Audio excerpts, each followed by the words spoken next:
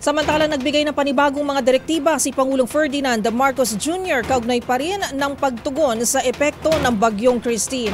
Iniutos ni Pangulong Marcos ang pag-deploy sa lahat ng mga sasakyan ng gobyerno, panghimpapawid kabilang ang presidential helicopters, mga barko at iba pang transportation assets para sa rescue, relief at rehabilitasyon.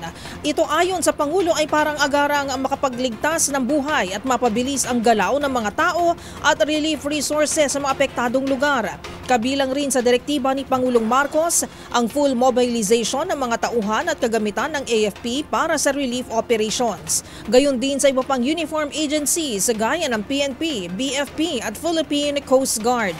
Kasabay nito ay pinag-utos ng Commander-in-Chief na kanselado ang leaves ng lahat ng nasa uniformed services.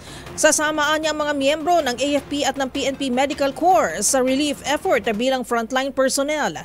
At para sa mabilis na disaster response, inatasan ni Pangulong Bongbong Marcos sa mga cabinet secretary na pangunahan ang relief at rehabilitation work sa iba't ibang lugar. Inutusan nito ang DBM Secretary na agarang ilabas ang lahat ng kinakailangang pondo. Ang DSWD nabilisan ng paghahatid at pagdaragdag ng supply sa LGUs. Ang DPWH inatasan na magsagawa ng emergency road clearing operations. Ang Department of Agriculture na maglatag ng planting at production plan para sa mga magsasaka. Pinaglalagay rin nito ng kadiwa rolling store sa mga apektadong lugar. Pinagbabantay naman ng DTI laban sa anumang tangkang profiteering.